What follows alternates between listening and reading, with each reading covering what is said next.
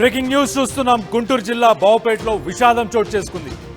ఇద్దరు పిల్లలకు విషమిచ్చి తండ్రి బలవన్మరణానికి పాల్పడ్డాడు. కొన్ని రోజులుగా భార్య భర్తల మధ్య గొడవలు జరుగుతున్నాయి. ఈ తరుణంలోనే ఆయన తన సోదరి దగ్గరికి రావాలని చెప్పి తన సోదరి మహబీ రమ్మని చెప్పి యూసుఫ్కి చెప్పింది.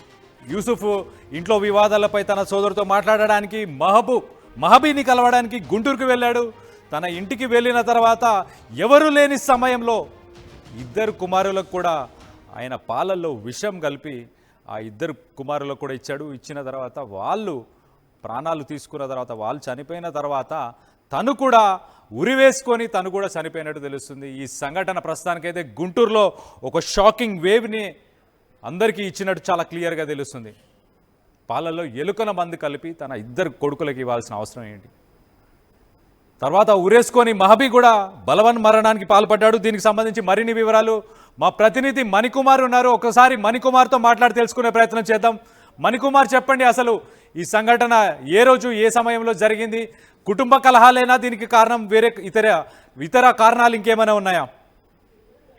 కళ్యాణ్, చూడొచ్చు గుంటూరు జిల్లా గుంటూరు ప్రాంతంలో సాయిబాబా నగర్ కాలనీలో కుటుంబ కలహాల నేపథ్యంలో ఒక వ్యక్తి తన ఇద్దరు కుమారులకు ఎలుకల మంది ఇచ్చి తాను కూడా ఉరివేసుకున్న ఘటన గుంటూరు వ్యాప్తం కూడా కలకలం రేపుతో ఉంది. అయితే నర్సరావుపేటకు చెందినటువంటి బాబాపేటకు చెందిన ఆటో డ్రైవర్ షేక్ యూసుఫ్ సైదాబీలకు గత 7 ఏళ్ల క్రితం వివాహం అయింది. వీరిద్దరికి హుస్సేన్ అరీఫ్ ఇద్దరు కుమారులు ఉన్నారు. అయితే గత కొంతకాలంగా కుటుంబ భార్యాభర్తల మధ్య ఆర్థిక సమస్యల నేపథ్యంలో గొడవలు జరుగుతున్నాయి. అయితే ఈ నెల 14న యూసుఫ్ తన అక్క మహాబీకి గుంటూరులో ఉన్నటువంటి తన అక్క మహాబీకి ఫోన్ చేసి ఇట్లా ఆర్థికంగా సమస్యలు ఉన్నాయి, మాకిద్దరికి కూడా గొడవలు జరుగుతున్నాయి భార్యాభర్తలు అంటూ కూడా ఆ సమస్యలన్నీ కూడా అక్కకు వివరించారు. అయితే అదే రోజున ఇద్దరు పిల్లలను తీసుకొని గుంటూరు నగరంలో సాయిబాబా నగర్ లో ఉంటున్నటువంటి అక్క మహాబీ ఇంటికి వచ్చేసారు. ఆదివారం కుటుంబ సభ్యులందరూ కూడా నర్సరావుపేట వెళ్లి సైదాబీతో మాట్లాడదామని చెప్పి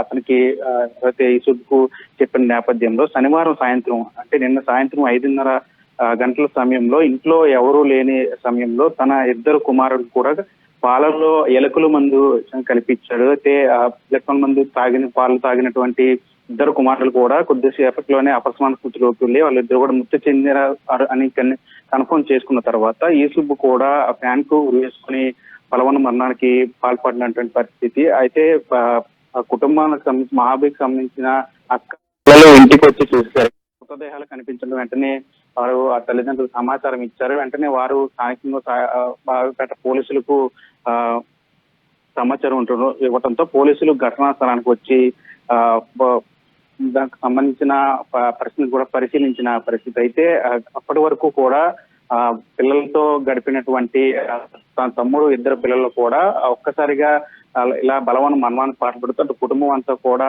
కన్నీరు మున్నీరైన పరిస్థితి. ప్రస్తుతానికి మృతదేహాలను ప్రభుత్వ ఆసుపత్రికి తరలించి పోలీసులు కేసు నమోదు చేసుకుని దర్యాప్తు చేస్తున్న పరిస్థితి కనిపిస్తోంది. Kalyan, thanks for the update Manikumar. మనం చూస్తే గుంటూరు జిల్లా బావాపేటలో విషాదం చోటు చేసుకుంది. సాయిబాబా కాలనీలో తన అక్క దగ్గరికి వెళ్ళాడు యూసుఫ్, ఇద్దరు పిల్లల్ని తీసుకొని వెళ్ళాడు. ఈ మధ్యకాలంలో తన భార్యతో తనకి చాలా గొడవలు జరిగిన క్రమంలో దానికి సంబంధించి మాట్లాడడానికి అక్క గుంటూరుకి రమ్మంటే గుంటూరుకి వెళ్ళాడు. వెళ్ళిన తర్వాత తన ఇద్దరు కుమారులకి ఎవరు లేని సమయంలో పాలల్లో ఎలుకల మందు కలిపి వాళ్ళిద్దరికి ఇచ్చి వాళ్ళిద్దరు చనిపోయిన తర్వాత తను కూడా ఫ్యాన్కు ఉరి వేసుకొని బలవన్మరణానికి పాల్పడినట్టు మనకు తెలుస్తుంది. సో ఒక్కసారి గుంటూరులో ఒక షాక్ తగిలింది. అక్కడ చుట్టుపక్కల పరిసర ప్రాంతాల్లో ఉన్న ప్రజలందరూ షాక్ అయ్యారు. ఇద్దరు కొడుకులని తను చంపేసి దాని తర్వాత తను కూడా బలవన్మరణానికి పాల్పడ్డాడంటే ఒక్కసారి ఆ మెంటల్ హెల్త్ ఏంటి, ఆయన స్టేట్ ఏంటి అనేది ఒక్కసారి ఆలోచించాలి. ఈ మధ్యకాలంలో స్ట్రెస్కి చాలామంది గురవుతున్నారు. ఫ్యామిలీ సపోర్ట్ సిస్టమ్ ఉన్నా కూడా కాన్ఫ్లిక్ట్ గొడవలు ఏవైతే ఉన్నాయో గొడవలు అనేది మానసికంగా వాళ్ళని చాలా డిప్రెషన్కి తీసుకెళ్తున్నాయి. దానికి ఉదాహరణ ఇది ఒక సంఘటన.